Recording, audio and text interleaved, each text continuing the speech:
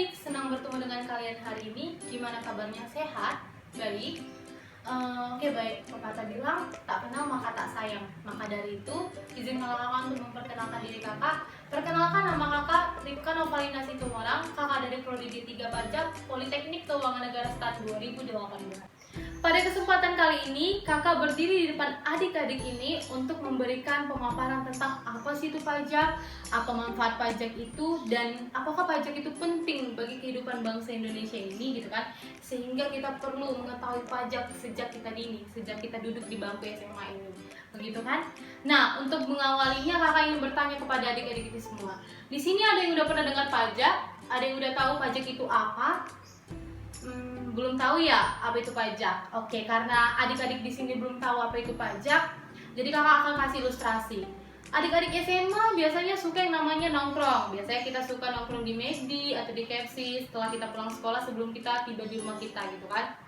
Nah, tapi pernah nggak sih adik-adik memperhatikan struktur pembayaran kita yang kita dapat dari kasir ketika kita melakukan pembelian makanan di McD?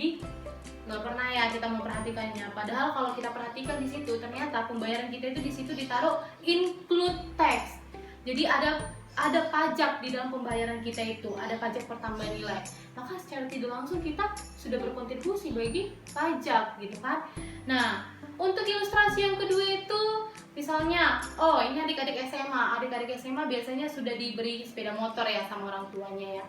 Sudah dikasih kendaraan sendiri sama orang tuanya. Nah, biasanya kalau kita mau pergi itu orang tua itu selalu pesanin, jangan lupa pakai helm, jangan lupa bawa STNK-nya.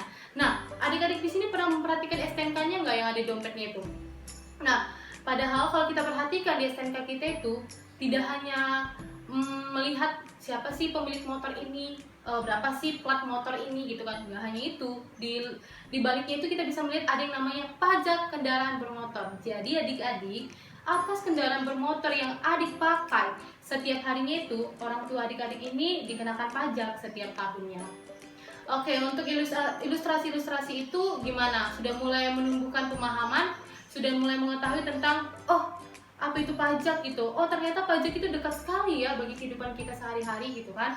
Nah, oleh karena itu kakak ingin memberikan pengertian dari pajak itu sendiri gitu kan. Tapi sebelumnya kakak mau tahu nih, dari yang kita bahas ilustrasi-ilustrasi tadi tuh kita dapat menyimpulkan kalau pajak itu apa? Adanya pembayaran kita kepada negara, adanya uang yang kita bayarkan kepada negara. Nah, tapi itu semua nggak sepenuhnya benar, karena memang benar kita melakukan pembayaran kepada negara, tapi bukan berarti pembayaran kita itu menjadi sia-sia gitu kan. Nah, jadi sebenarnya apa sih itu pajak itu kak gitu kan.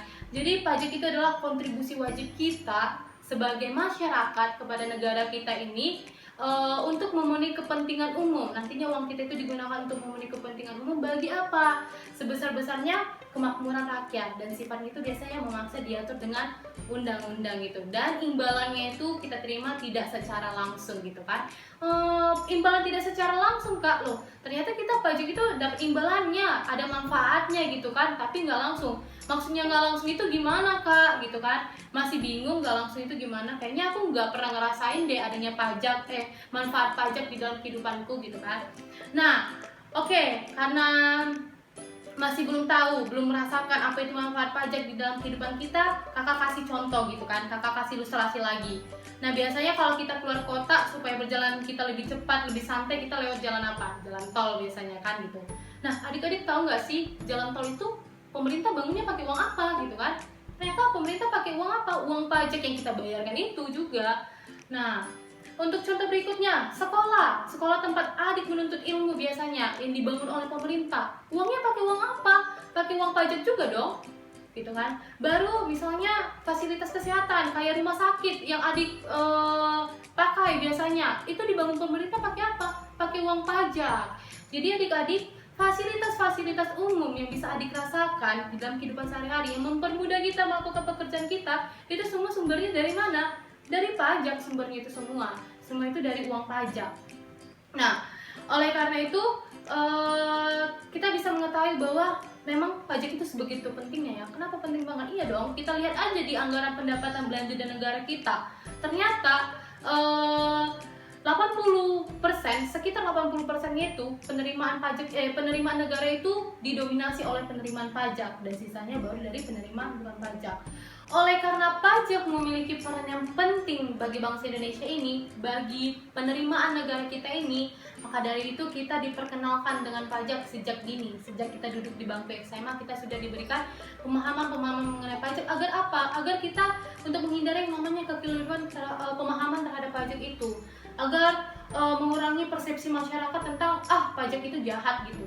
Pajak itu hanya memperkaya pejabat-pejabat pajaknya gitu. Masyarakatnya semakin susah tidak memperoleh manfaatnya. Padahal dari yang kita bahas tadi kita sudah melihat adanya manfaat yang benar-benar diterima oleh masyarakat, yang membantu masyarakat dalam kehidupan sehari-hari gitu kan.